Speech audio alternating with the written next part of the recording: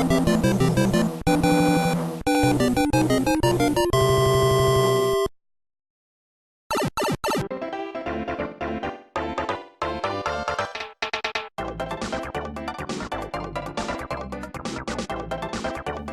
to Remember the Game Retro Reviews, where I review video games that we've all already played a million times, because why not? Today we're talking Super Mario Kart for the Super Nintendo Entertainment System. It's the game that launched not only the Mario Kart franchise, but kart racing genre as a whole. There's been a ton of kart racing clones over the years, like Crash Team Racing, Diddy Kong Racing, Sonic Racing, but none of them have had the success that Mario Kart has. And why does Sonic need a car? Why isn't he just running if he's so fast? It's simple science. It makes no sense. This is why everyone hates you, Sega.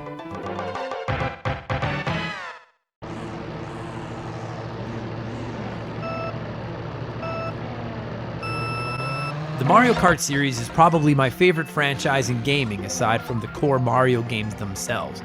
I love all of them, including Double Dash for any of you ignorant Dash discriminators out there.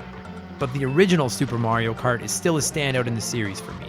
It was one of the first games I went back to when I got my hands on a Super Nintendo Classic, and while it hasn't aged quite as well as some of the other games from that era, it's still crazy fun to play today.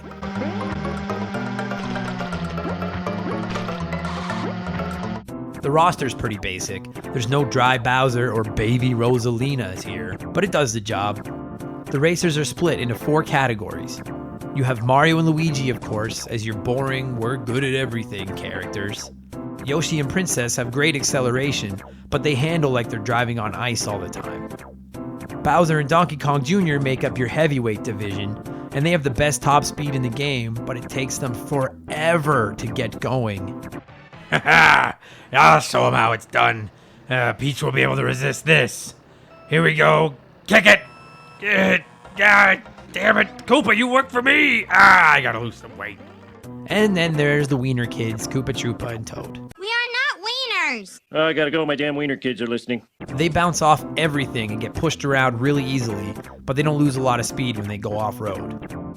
What the fuck's wrong with his eyes? Look at this. Ugh. Each character class handles pretty differently, and it's worth trying all of them to see who works best for you. I'd recommend the Wiener Kids if you're new to the game. The main mode of the game is arguably Grand Prix mode. You can play a 1 or 2 player, and then you pick a speed of 50, 100, or eventually 150cc, which is like choosing between easy, normal, or hard difficulty. And then you pick what cup you want to play. There's the Mushroom Cup, the Flower Cup, the Star Cup, and the prestigious Special Cup. Each cup consists of 5 races, and the top 4 finishers in each race get points. After all the races are done, whoever has the most points wins the trophy. Or cup, whatever it is.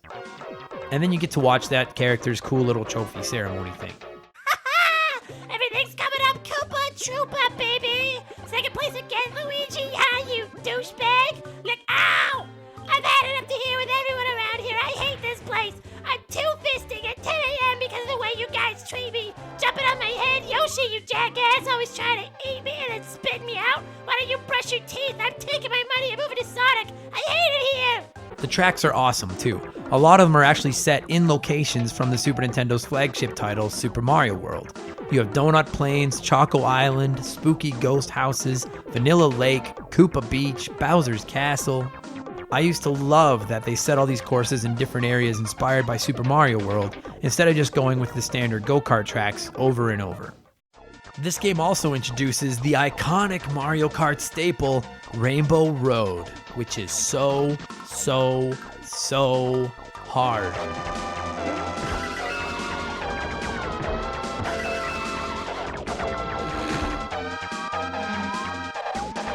Super Mario Kart rewards the player's skills far more than some of the more recent Mario Kart games. A good player can usually win based on skill alone. The last lap of the race isn't just a free-for-all, and the most obnoxious, overpowered, ridiculous, game-breaking piece of shit item in gaming history is nowhere to be seen. This game just has the basics. Mushrooms, banana peels, green shells, red shells, feathers, stars, ghosts, lightning bolts, and stupid coins. The items are fair, and none of them really break the game at all. Nobody's gonna beam you with a blue shell from 8th place right before you cross the finish line and screw you out of your coveted mushroom cup in this game. If you're not good, you won't win. Damn it, that's not fair. Get out of the way, fungus. This controller doesn't even work. It's broken. You guys know that. I wasn't ready. Damn it. Oh, piss off, Lakitu. Fuck! The only real problem I have with the items in this game is that the computer-controlled characters don't pick them up. They each have one specific item, and that's all they can use. Which isn't so bad when it's Donkey Kong dropping banana peels or Yoshi throwing eggs. Princess and Toad have poison mushrooms that make you small, and it's actually pretty entertaining to hit them sometimes. But Mario and Luigi, the balanced, good-at-everything characters, have stars. Unlimited stars. And it's bullshit.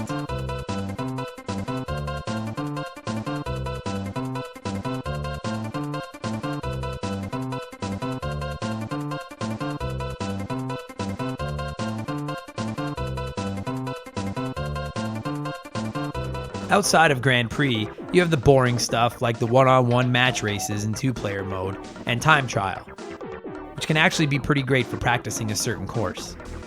I'll show those sons of bitches. I'm gonna know every inch of this course. Nobody comes into Koopa's castle and laughs at me. I'm Bowser, damn it. That mushroom cup's as good as mine. Now I've got you, plumber. It's all over. And that swamp, get out of the way. No! Are you serious? No! God damn it, no! Mother pieces! Get the out of my house! You sons of... And I saved the best mode for last, because we all know that the heart of Super Mario Kart was battle mode. Just 2 go-karters, man versus monkey, battling to the death of their 3 balloons. It came with 4 awesome closed-in arenas, and the object of the game was to pop your opponent's 3 balloons before they popped yours. The winner was carried off on their friend's shoulders and named president of the student union at school, while the loser cried like a bitch. Battle mode was awesome. I don't want to know how many hours we wasted playing it as kids. I'll never forget playing it with my little brother and how it would feel to have him down to 1 balloon, pick up a red shell, get him cornered, and hit the button. Pew! And then it would hit him and he'd run out of the room crying, and I'd laugh and laugh until my mom came down and yelled at me because he said I cheated. And maybe I did because I unplugged his controller, but fuck him. Man, what a video game. Super Mario Kart is absolutely one of the most important and beloved titles of the 16-bit era. The controls may take a little getting used to in 2019, but I think it's still as fun to play today as it was all those years ago.